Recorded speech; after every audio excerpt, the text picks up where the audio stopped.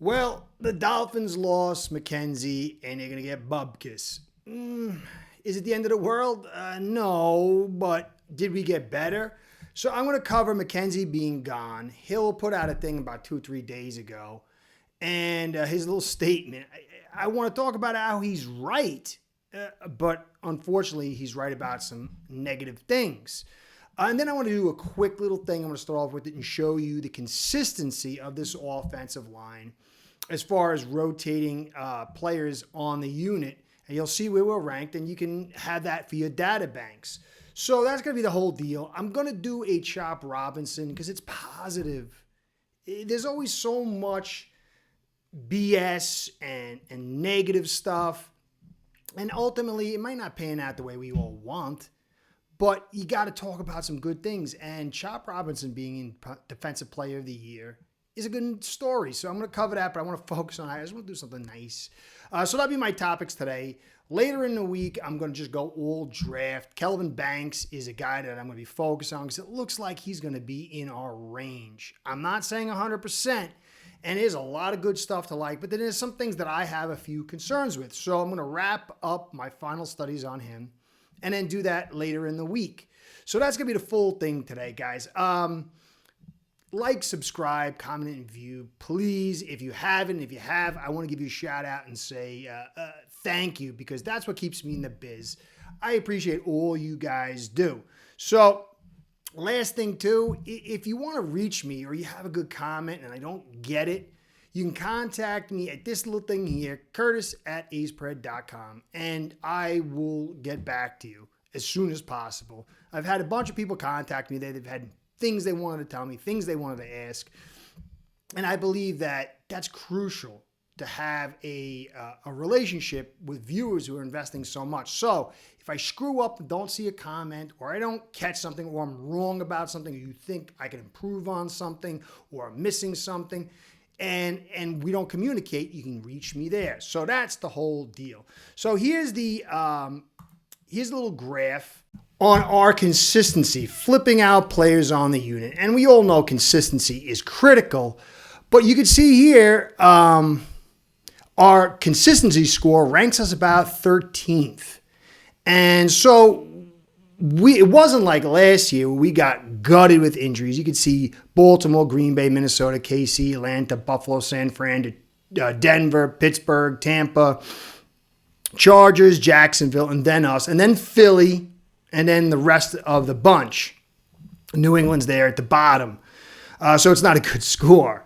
But the point here quickly is that we didn't really have a lot of rotation. I mean, it wasn't perfect, but it wasn't disastrous. And so the performance that we saw last year, we really just can't say it was because we had all this heavy rotation. And it puts more onus on the talent that we did, or I dare say, did not have. So just keep that in your data banks. Now, I want to get into McKenzie first, and then I'll get into the Hill thing. McKenzie's 74 years old. He grew up in Tennessee. He's got foundations there. Alf from 3 Yards Per Carry, great guy, great show, told me about that. And so he is 74. He didn't get the GM job, but he's going to be working with Borgonzi, who's the chief assistant GM, Mike Borgonzi. And so he's going there in an assistant capacity, kind of like what he was doing here. And so it's very clear, it's very easy to say, oh, he ran from a sinking ship. Now, he might be, but at 74 years old, I'm assuming that he doesn't want to be far from home. And so maybe he said, look, I'm taking my shot to be the GM at Tennessee. And if I don't get it there, then I'd rather be a backup over there and make a horizontal move to the Titans. Now, it sucks we didn't get the picks. That's the biggest downside. I don't know how good we've drafted in a lot of the key areas. And it's funny, people talk about the Bills. Well, one of the biggest guys helping us draft picks was from the Bills, so maybe he was sabotaging us. I don't know. But like I said, it can't be a better thing not having him, but I don't think it's the end of the world. And it could be that, hey, look, man, I want to go someplace where I get stability. Boganzi's coming in there, and he's setting a whole new thing up. It's probably going to be there 2 or 3 more years. Here, though, there might be a gutting. Maybe that. We don't know. And he's trying to jump out of that. We don't know. And so maybe he's saying, hey, look, I'll go to Tennessee. I can guarantee myself for maybe 2 or 3 more seasons. I'll be 77. How much longer am I going to do this? So I think that's the whole thing. But an interesting point on Boganzi, I saw a little quote by him. And I was going to put it in a podcast, but just never found the spot. And so he said, Boganzi indicated that the draft remains the most tried and true method of rebuilding, stating his plan for the Titans as wanting to supplement in free agency, but we want to build through the draft. And it goes back to Greer quickly. He had that concept. Remember, it was the idea in 2000. It was the big idea in 2019. And then by 2023, by 2021, I think we were the youngest team. Yeah, maybe 21. Yeah, we were the youngest team in the league. And then now we're the oldest. And you remember a lot of people saying, well, Greer was cooking and he found all these free agents, cheap free agents to build the team. And he expended lots of picks on individual players. And we were barren for a couple of years for a lot of reasons. Some for the trade, some for Ross. But we clearly see now that that is not the way. And I think we should have known that. I kind of talked about that is the tried and true way. And so now that he's got 10 picks, it'll be very interesting to see if Greer Greers or he figures out what he did wrong and changes the plan. Because the plan is not free agency. It's supplementing here and there. But when you supplement by adding multiple picks on a guy, it feels real good to start, but usually it kind of tears down the core of the team, especially if we go to 18 games. We went to 17. That continually stresses the depth of a team. You saw the Bills. They lost Rapp. They lost the cornerback. I can't remember his name right now. Man, I'm so bad with names. And you could see how that secondary, when Elam came in, was. And so you need as much depth, especially with going to the 18th. And you can't get that through these cheap free agents. These guys are cheap free agents for a reason. Sometimes you hit on good ones. Sometimes you hit on amazing ones with Campbell. But we've got to build through the draft. So it will be interesting to see how this plays out as far as what McKenzie does there, how the Titans build, and then how we build.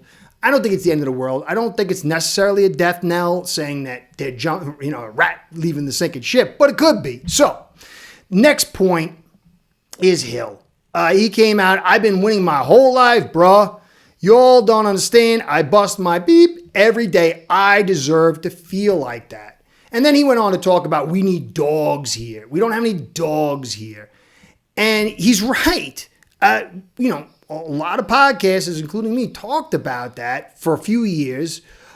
We saw players and ex-players say, hey, man, we're kind of soft. Other teams mentioning we're soft. And now you have Hill saying we're soft. He is right. But what does that say? It says clearly we've got to get tougher, both mentally and physically. And we weren't. We were soft. A lot of people busted Elliott's chops for leaving and made fun of him. But now you got Hill, your guy, saying it, and it's just too many data points. We're at like 6 now. So this team was highly soft, built highly soft, and I dare say the GM, and maybe the coach, we'll see. I mean, it seems that way, are soft, and you build and create the way you are. Your personality as a leader filters into your team. And so Hill is clearly clear on that, and we should be clear on that, and let's hope we uplift that. But the other part, I hear people saying, well, all receivers are divas, and it's okay. And yeah, most receivers that I've known, they've been a little narcissistic, a little selfish, but there's a difference between a little bit and exorbitant. And if you notice, I've been winning my whole life. You all don't understand. I bust my behind. I deserve to feel like this. Nobody deserves to quit on a team. You just don't do that in football. Football is about a team. And if you got a guy who is a narcissist, he's a narcissist. He's been getting away with being physical with women, kids, all kinds of stuff. I think he's been mistreated in a sense that he spent his whole life with his talent being pushed forward and not allowing himself to grow. And now it's become I'd say a clinical trait. He still hasn't got it. And if we don't see this and understand, this can affect the team. And it's who he is. And if you're okay with that, then I think you're going to end up being sorely mistaken. Football is a team sport. He is highly narcissistic and highly talented. But it's all about him. When the going gets tough, he's going to think about himself, not the team. He's not the guy to lay on the barbed wire to let other people crawl over him. And it's going to come back to bite you. Now, I'm sure Waddle is a little narcissistic. He's a receiver, but you can see how he performs on the field and off the field when things are good and bad. He's obviously not as good as Hill, but I would prefer two guys like Waddle, not exactly, but I'm saying the personality type, even though they're diminished in skill sets, than to have one guy like this. I don't think we're going to get rid of him. I think that this team is going to do a lot of trying to fix the culture and a lot of lip service, but ultimately, I think you're going to have a hard time getting rid of him. I think there's a possibility, but I think this regime knows they need to win, and they've proven that they're all about talent. If they move off Hill, then I think that'd be a great sign. But to me, in the end, this is going to be a hard season. There's going to be loads of adversity and loads of challenges. And when the going gets good, Hill is going to think about himself, and he's going to get gone. And you could see Kansas City, you want to say, oh, they got Mahomes. Okay. But they also got a lot of other stuff. And they got lesser receivers. They got Worthy, who's super fast, not as talented. And they've been able to do well with some help from the refs here and there. But they're a really good team. And they understood it. That's why they moved off him. The fact that Greer signed him to a long-term extension again shows why he is not good for us. So we got to know who Hill is. He's a mercenary. He's for himself. He's a me guy. If he's being fed and he's happy, he'll be happy guy. But it wasn't just post-game. He did a little thing on his Twitter account, and it took him this long to kind of come out and talk about things. He's a guy we should never have traded for, despite the talent. If we had drafted well, all those picks, first, 2 seconds, and a bunch of other back ends could have been 2 or 3 guys for us. Maybe not as star individually, but certainly better if you pool it all together. So I feel bad for Hill. I wouldn't want to live like that. I think certain Dolphin players are certainly going to be resentful. I mean, look at Sealer. Look at Campbell. Campbell's a Hall of Famer. The guy's almost 40, and he did not quit because he is a Hall of Famer in talent and personality, and that's really who we've got to build on. We can't continue to build on these guys, and I will be happy the quicker we get rid of this guy, because he's not going to win us a championship this year or get us to win a division. He might help a little bit, but it's going to take a lot of other stuff. So that's my points for today, guys. I hope you're doing well. I hope this team gets right. We've got a lot of opportunities, but you need to understand cores of football. I've been talking about physicality. I've been talking about the trenches. And another thing I've talked about, although not as much, is character, will, sacrifice. These are cores to build a successful team on. So anyway, Curtis saying, be well, go Fins. Curtis out.